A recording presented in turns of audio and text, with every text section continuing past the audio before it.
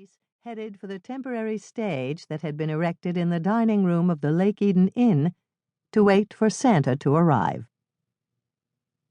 "I see Mom," Tracy said, peeking through the crack in the curtain. "And Aunt Michelle's there, too. They're getting the kids lined up."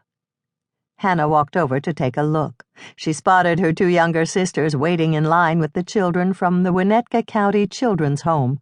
They had been bussed out for an early dinner and a gift from Wayne Bergstrom, who was playing Santa tonight. The children would go back to the home right after their visit with Santa, and then the adult Christmas party would begin. Tracy glanced at her watch. "It's 7:13, and Santa Wayne isn't here yet. I wonder why he's late." "I don't know," Hannah answered, "but make sure you don't call him Santa Wayne in front of the kids. You know that Wayne is one of Santa's temporary helpers at Christmas time, but the other kids don't." "Don't worry, Aunt Hannah. I won't tell." Hannah took another peek through the slit in the curtains. The children in line were beginning to fidget. If Wayne didn't get here soon, Michelle and Andrea would have an insurrection on their hands. And then it happened. Both Hannah and Tracy began to smile as they heard sleigh bells in the distance.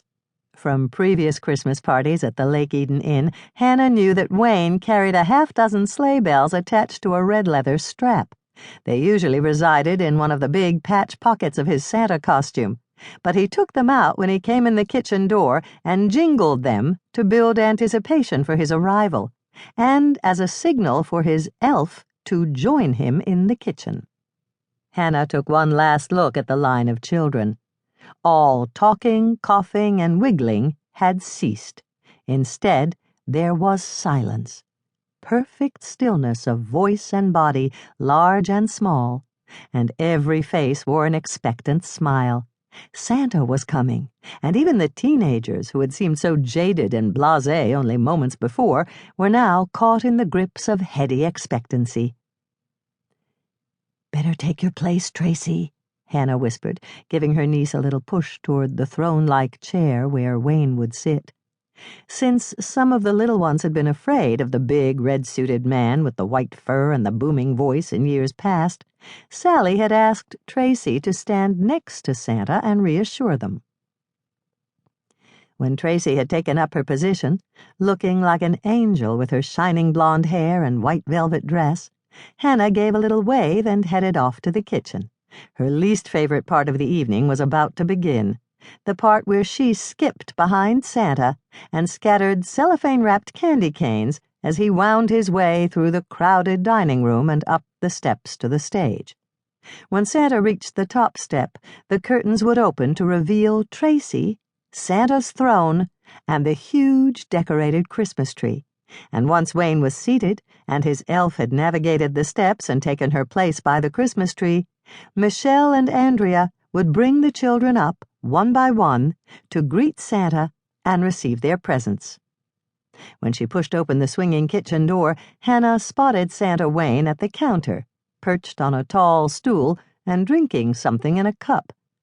Sally stood next to him, frowning. "Something's wrong?"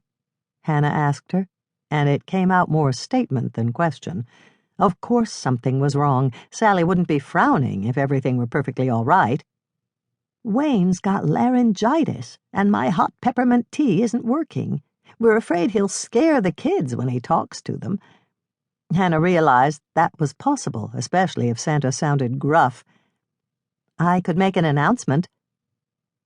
"What kind of announcement?"